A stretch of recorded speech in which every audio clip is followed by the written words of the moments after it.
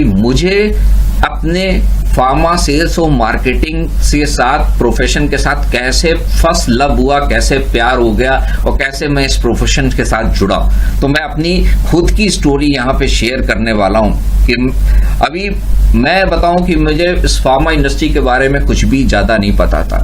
जब मैं ग्रेजुएशन कर रहा था, सेकेंड ईयर की बात है, और मैं एक डॉक्टर को दिखाने गया था इलाहाबाद में, डॉक्टर विनय स्वरूप हैं, उनको मैं विजिट करने गया। तो मैंने देखा कि एक बड़ा स्मार्ट सा टाई लगाए हुए लड़का आया, बड़ा हैंडसम, बढ़िया बॉडी लैंग्वेज, अच्छी हाइट, ड्रेस उसने बढ़िया ब्रांडेड पहन रखे थे, और उसने डॉक्टर चैम्बर में अपना कार्ड भिजवाया और डॉक्टर ने उसको 1-2 मरीज का वेट कराया, फिर उसको बुला लिया। और डॉक्टर जो विनय स्वरूप अच्छी तरीके से मरीज से भी बात नहीं करता, वो कहता अपनी मतलब की बात पूछता है और प्रिस्क्रिप्शन लिखने शुरू कर देता है। ही टॉक लाइक एनीथिंग, वो उससे ऐसा लग रहा था बात कर रहा था जैसे उसका दोस्त हो। और थोड़ी देर बाद वो हंसता हुआ लड़का बाहर निकला और मैंने उसकी पर्सनालिटी से मैं उस पर फिदा हो गया। मैंने देखा उसका जो पर्सनालिटी थी, जिस तरीके की उसने ब्रांडेड क्लोथ्स पहने हुए थे, हेयर स्टाइल था उसका बढ़िया, शूज उसके बढ़िया थे, डैशिंग उसकी टाई थी, ट्राउजर उसका मैचिंग का था, और कॉन्फिडेंस, बॉडी लैंग्वेज उसकी जबरदस्त थी।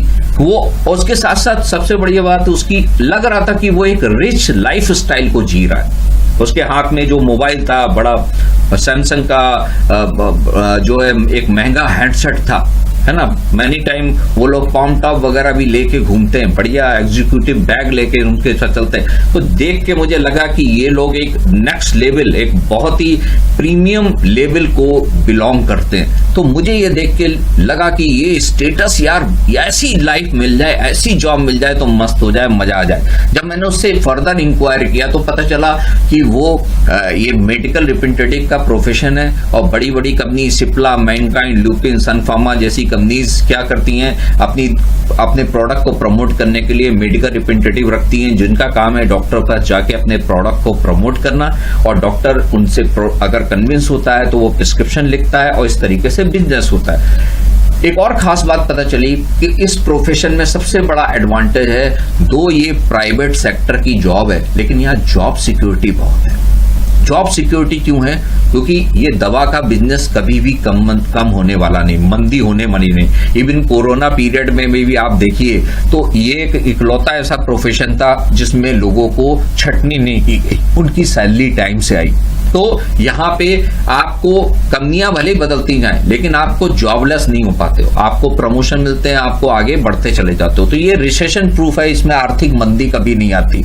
दूसरा, मैंने देखा जब मैं इस जॉब में आया, मैंने बहुत से ऐसे मेडिकल रैप से मिला जो इतना इंसेंटिव कमाते हैं कि उनके सारे लाइफ स्टाइल और खर्चे सिर्फ उनकी एक्सपेंस और उनकी इंसेंटिव से ही हो जाते हैं। उनकी सैलरी जो आती है, मंथली सैलरी, वो पूरी सेविंग होती है। आप कोई भी दुनिया में ऐसा प्रोफेशन नहीं ढूंढ सकते जिसमें आप पूरी सैलरी हर महीने बचा लें, लेकिन यहाँ पे बहुत से ऐसे मेडिकल रैप हैं जो कि पूरी सैलरी सेव कर लेते हैं। सैलरी से ज्यादा बहुत से लोग यहाँ पे इंसेंटिव कमाते हैं। और सबसे बड़ी बात है, एक ग्रेजुएट को अगर मैं पूछूं तो ग्रेजुएट के लिए, अगर एक ग्रेजुएट को 18, 20 हजार, 22 हजार से सैलरी से शुरुआत मिली, that is a great package.